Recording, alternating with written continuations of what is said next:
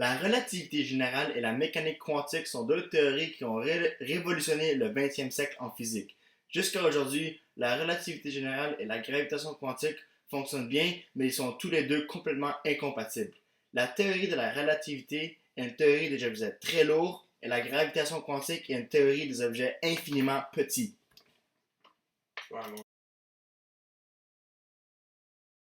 La gravitation n'est pas une force. En effet, c'est une illusion. La gravitation est une propriété géométrique de l'espace-temps. Les corps et les objets nous donnent l'impression qu'ils s'attirent entre eux car ils se déplacent de façon naturelle dans un univers à la géométrie courbée. Les corps se déplacent constamment en ligne droite dans l'univers, mais à cause de leur masse, ils courbent l'espace-temps, ce qui influence la trajectoire de d'autres corps. Lorsqu'un corps se déplace en ligne droite, sa trajectoire est courbée et se rapproche du corps massif. Lorsqu'un corps est massif, il déforme la structure de l'univers, courbant les lignes droites dans sa direction, donc les corps moins massifs autour vont avoir tendance à suivre ces lignes droites courbées et à se rapprocher de l'objet, ce qui crée l'illusion d'une force. Cette théorie est le contraire de la théorie de la relativité générale. La théorie de la gravitation quantique est l'infiniment petit.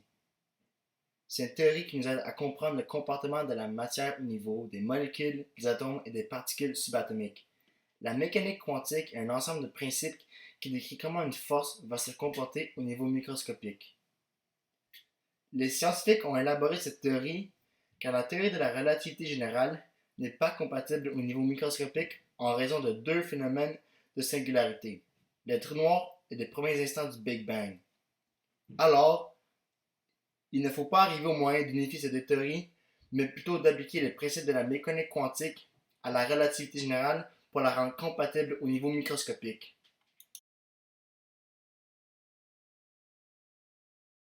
Il y a 4 forces fondamentales qui existent dans la nature: l'électromagnétisme, la force nucléaire forte et faible, et la gravité décrite par la relativité générale.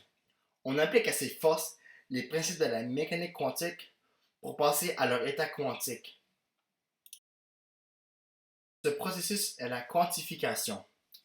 L'électromagnétisme devient l'électrodynamique quantique, la force nucléaire forte devient la chromodynamique quantique, force nucléaire faible devient la théorie électrofaible.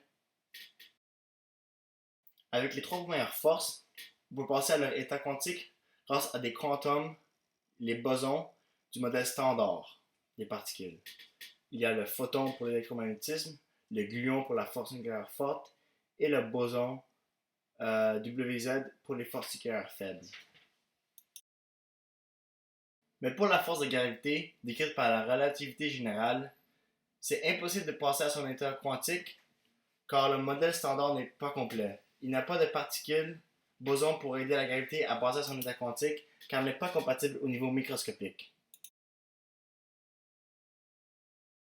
Ce qui permettrait d'unifier les deux théories, c'est le graviton.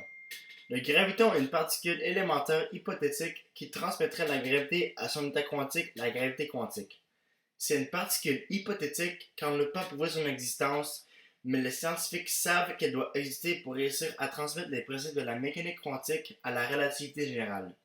Le graviton serait donc le quantum de la force gravitationnelle, ce qui viendrait compléter le modèle standard des particules.